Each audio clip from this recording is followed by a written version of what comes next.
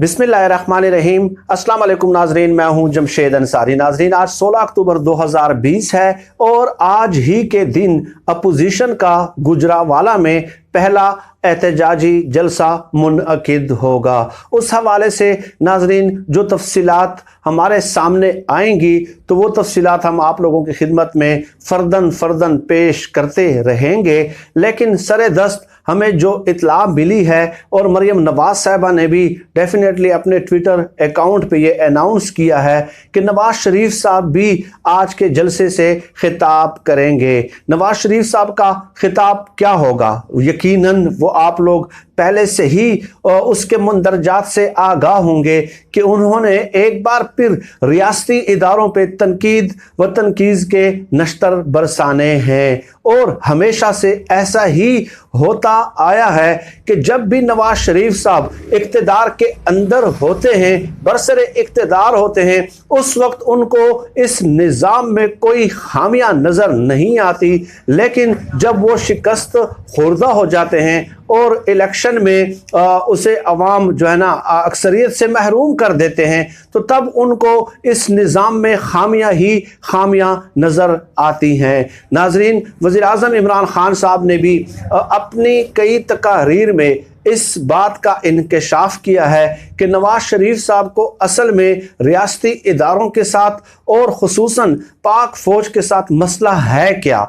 ये वज़ीर आज़म इमरान खान साहब भी कई तकारीर में बता चुके हैं और हम भी अपने दर्जनों वीलॉग्स में ये गुजारिशात आप लोगों की खिदमत में पेश कर चुके हैं। मैं देख रहा हूँ कि नून लीग के चंद जो वफादार और हिमायती होते हैं उनकी तरफ से मुझे पैगामात भी आते हैं कि जी नहीं, ये मसाइल नहीं है नवाज शरीफ साहब के पाक फ़ौज के साथ। तो भाई ये तारीख़ जो है पाकिस्तान की सियासी तारीख़, ये ना मैंने लिखी है ना इमरान खान साहब ने लिखी है। हम किताबों से और अपने ज़ाती मुशाहिदात की बुनियाद पर जो वाक़ियात होते हैं वो आप लोगों की खिदमत में पेश करते रहते हैं। आज की इस वीडियो में मैं नाजरीन एक वाक़या एक किताब से आप लोगों की खिदमत में पेश खिदमत करूंगा जिससे आपको अंदाज़ा हो जाएगा कि वज़ीर आज़म इमरान खान साहब या हम जो वजूहात बयान करते हैं बयान ही वही वजूहात हैं नवाज शरीफ साहब को पाक फ़ौज से। ठीक है कि पाक फ़ौज जो है वो उस डगर पे आ जाए जो नवाज शरीफ साहब की ज़ाती ख्वाहिश है, जो सोच है, जो उनकी रविश है और जो उनकी पूरी ख़ानदान की रिवायात हैं। वो रविश कौन सी है, वो डगर कौन सी है। नाज़रीन, ये किताब 2010 में ये पब्लिश हुई थी और इसके अलावा कई किताबें और भी मैं आप लोगों की खिदमत में पेश कर चुका हूँ वक्तन फ़वक्तन। इस किताब में लिखा है कि जब जनरल आसिफ नवाज साहब चीफ ऑफ आर्मी स्टाफ बनते हैं तो ओहदा संभालते ही वज़ीर आज़म हाउस में उनकी दावत की गई। दावत के अख्तिताम पे मियाँ नवाज शरीफ के वालिद मियाँ शरीफ मरहूम ने जनरल आसिफ नवाज को अलहदा कमरे में चलने की दावत दी और इस कमरे में मियाँ नवाज शरीफ और शहबाज शरीफ को भी बुलवाया गया। अब आप बताइए कि नए आर्मी चीफ अपॉइंट होते हैं, हल्फ लेते हैं बतौर army chief of army staff, तो मियाँ शरीफ साहब जो है वो किस लिए जो है ना अपने घर उनको दावत दे रहे हैं, ये भी ज़रा आप मुलाहिज़ा करें, इनकी ख़ानदानी रिवायात को मुलाहिज़ा करें। मियाँ शरीफ मरहूम ने एक खूबसूरत केस में बंद नई BMW गाड़ी की चाबी जनरल आसिफ नवाज साबिक chief of army staff Pakistan army को पेश करते हुए कहा कि जनरल साहब ये दोनों भाई इन दिनों BMW गाड़ी लेने की फिक्र में हैं। मैं अपने दावे के सबूत में पहली गाड़ी को लेकर दे रहा हूं। गाड़ी बाहर खड़ी हुई है, ये उसकी चाबी है, बस आप एक लम्हे को मेरे सामने इसमें बैठकर मेरी आंखों को ठंडा कर दें। वो नवाज शरीफ और शहबाज शरीफ के सामने उनके वालिद जो है आर्मी चीफ को करप्शन की पेशकश कर रहे हैं उनके वालिद साहब। खैर आर्मी चीफ ने जो है वो वाज़े तौर पे इनकार कर दिया, बड़े मुरव्वत के साथ जो है ना टेक्निकली उन्होंने इनकार कर दिया कि मुझे ऐसी किसी चीज़ की तलब नहीं है। उसके बाद इस किताब में लिखा हुआ है कि Shehbaz Sharif army chief general Asif Nawaz के पास आए और उन्हें BMW गाड़ी की चाबियां पेश करते वक्त कहने लगे ये अब्बा जी ने आपको तोहफा भेजा है। जनरल आसिफ नवाज ने शुक्रिया के साथ तोहफा कबूल करने से इनकार कर दिया।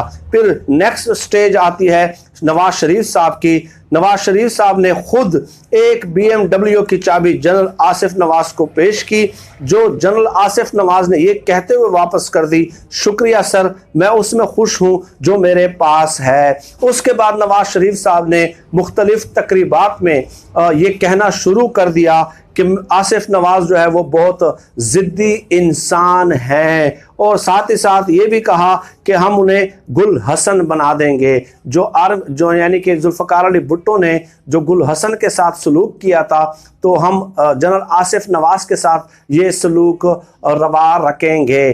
कसूर क्या था कि उन्होंने उनके वालिद से, फिर शहबाज शरीफ से, फिर नवाज शरीफ से रिश्वत लेने से, करप्शन करने से इनकार कर दिया था। तो जनरल आसिफ नवाज साहब जो है उसके बारे में ये किताब में लिखा हुआ है कि वो दिल में बात रखना नहीं चाहते थे, और ना ही वो इस किस्म की बातें जो है वो दिल में रखते थे। लेकिन उन्होंने एक तकरीब में बहरहाल ये बात कही थी कि क्या आप किसी को अपने सरबराह के साथ, चीफ ऑफ आर्मी के साथ ऐसा करने की इजाजत देंगे? यानी नवाज शरीफ साहब ने धमकी दी थी कि हम निशाना इबरत बनाएंगे, ये बहुत जिद्दी इंसान हैं। इसके अलावा नाज़रीन आगे चल के इस किताब में लिखा हुआ है कि जनरल आसिफ नवाज और नवाज शरीफ के दरमियान ताल्लुकात इस कदर बदतरीन सतह पर पहुंच गए कि जब जनरल आसिफ नवाज अगर इस्लामाबाद आते तो उनके साथ फौजी कमांडोज की एक गाड़ी भी होती, ताकि नवाज शरीफ और उनके रुफका कोई शरारत न कर सकें।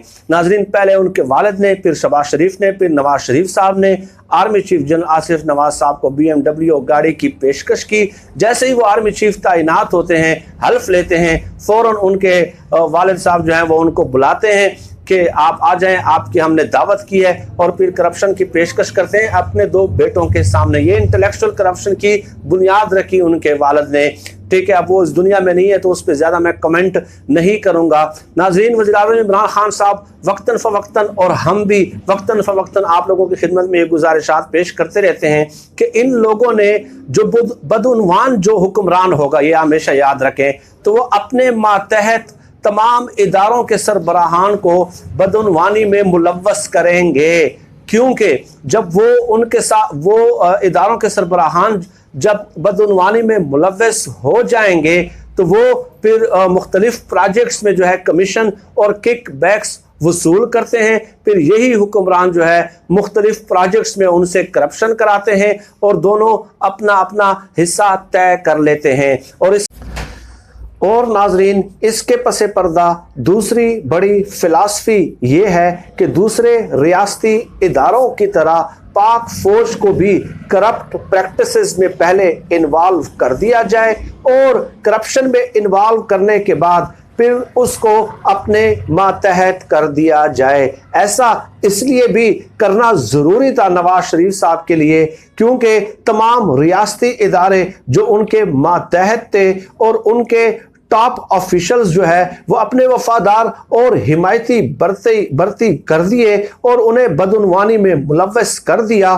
चुनाचे वो तमाम रियासती इदारे इनकी करप्शन पे हमेशा लब सीते रहे और खामोश नजर आए। यही हाल वो पाक फौज का करना चाह रहे थे। और नाजरीन आज मेरा आप लोगों से एक सवाल है कि पाक फौज के अलावा, क्योंकि पाक फौज इनके मातहत कभी नहीं रही, पाक फौज के अलावा गुज़श्ता 20-30 सालों में इन दो पॉलिटिकल पार्टीज के मातहत जितने भी इदारे रहे हैं, कोई एक इदारा मुझे बता दें, सिर्फ एक इदारा जो आज तक मुअस्सर और फाल तरीके से काम कर रहा हो, कोई एक इदारा बता दें।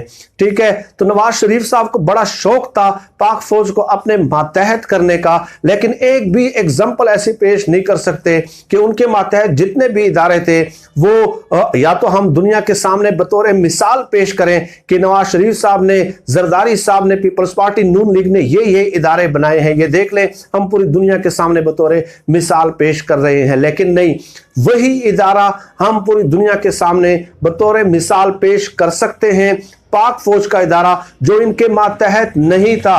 अगर ये भी इनके मातहत आ जाता तो यकीन कीजिएगा इनका भी हाल इन दूसरे रियासती इदारों की तरह होता कि 18 20 साल बावजूद सबूत मौजूद होने के इनके करप्शन पे हमेशा वो खामोश रहे हैं। नाजरीन, आज के लिए इतना ही। ये वीडियो इसलिए करना जरूरी थी क्योंकि आज फिर नवाज शरीफ साहब ने जो है एक बार गरजना है और बरसना है, तो मैं आप लोगों को उनके गरजने और बरसने के जो असल असबाब व इलल है वो बताना जरूरी समझता हूं। पाकिस्तान जिंदाबाद। अल्लाह हाफिज।